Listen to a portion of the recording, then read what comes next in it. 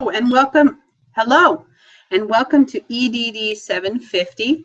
This is Module 4, and this week, within this module, we are discussing, let me look, I want to be official, we're discussing curriculum goals and outcomes.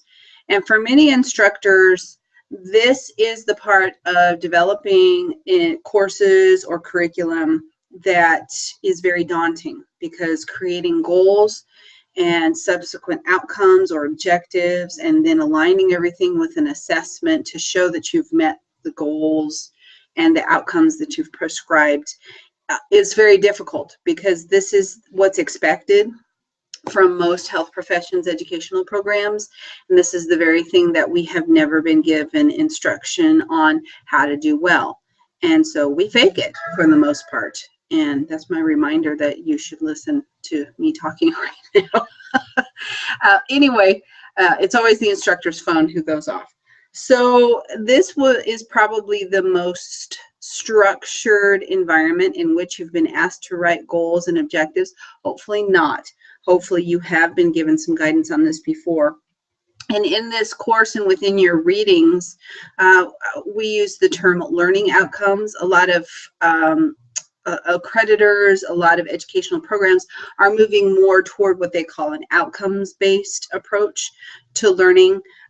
Some health professions, educational programs still might use the term objectives. That's what we're comfortable with.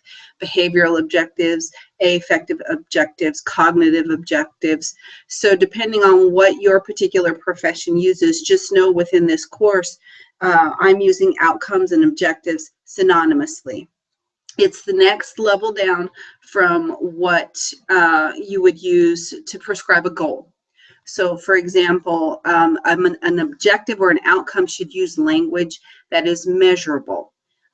So if I was designing something just off the cuff now for purposes of this module, a goal would be for you to understand the process of aligning goals, outcomes, and assessments.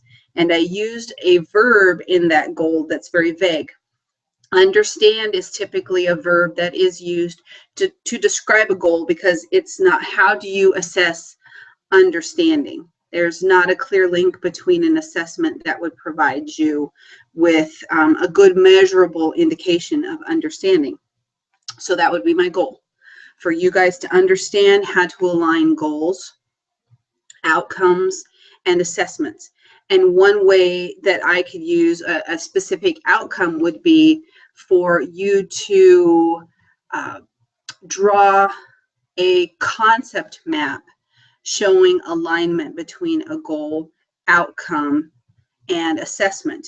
So this is where we start talking about alignment. So I could create a rubric with specific criterion that told you as the learner my expectations of what I think is a way to measure your drawing of your concept map.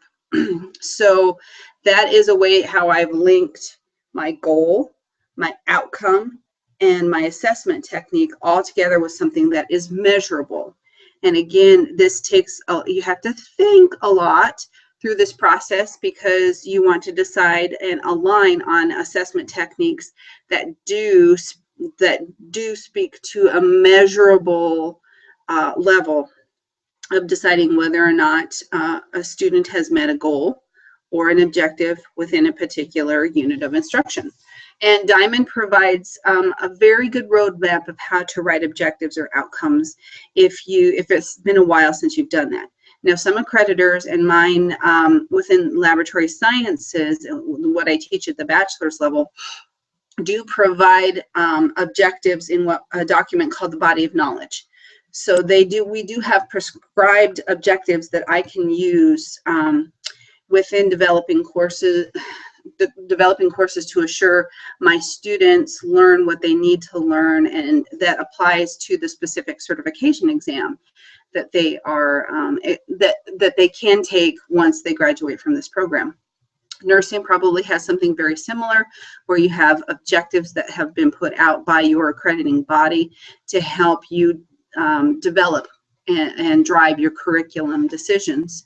Other health professions, educations might be different, but as we see new kind of programs be developed that don't necessarily speak to an accrediting body, and the EdD program that I'm working on is one of those, I have a lot of leeway as far as the goals and objectives and the assessment that I use to help show that we're meeting those particular goals and objectives. So the main thing that we want to consider in this section is alignment.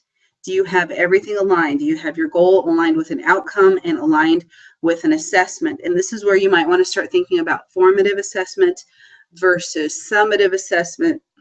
What kind of feedback do you want to provide with your to your learners? And also keep in mind that two of the chapters that you're reading within Diamond in this particular unit, chapter 14 talks about assessing an overall curriculum. For your particular project, you're being asked to develop and assess a unit of instruction. So chapter 15, the one that talks about assessing courses, will probably have more meaning to you at this point as you work on your project within this course. Again, I realize this one's probably going to hurt a little bit more than other ones, because now we're starting to drill down from the ideal to the possible, and you're coming up with items that in the past may have been particularly problematic for you. And also take into consideration, I've asked you to think in the ideal. I've asked you to move outside the box and what you're comfortable with at this point a little bit more. So that might also be causing you a little bit of stress and strain as you work on that. Because of this is a 3-week module. You will discuss things within the first 2 weeks. Be sure to use your classmates and peers to help you work through some of these issues. And also do try to create something that's different from what you've ever done before. Many times as instructors, we are constricted by time, space, money, and so we do what we know has worked.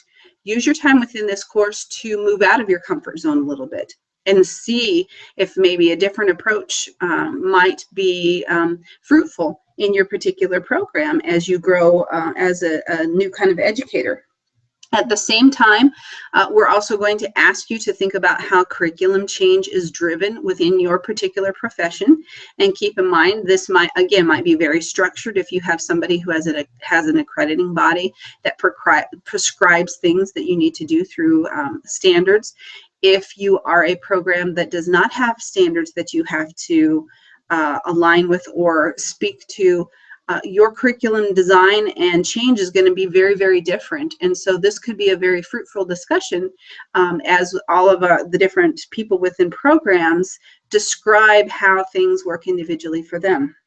So again, I know you might be feeling a little bit vulnerable within this module, again, because I'm forcing you to do things that as instructors, at least for me, and hopefully maybe I'm pushing some of my concerns onto you guys and you'll be completely comfortable with this. But in the past, this has been a very difficult area for me as far as developing units, very time consuming, because this alignment process, you want to do things well, you want to do things right, and the alignment process can be very taxing.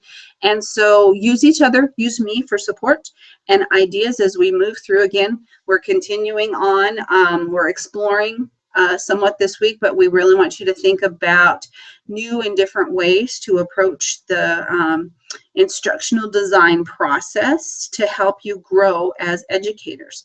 So have fun, happy studying, and see you in the hallways.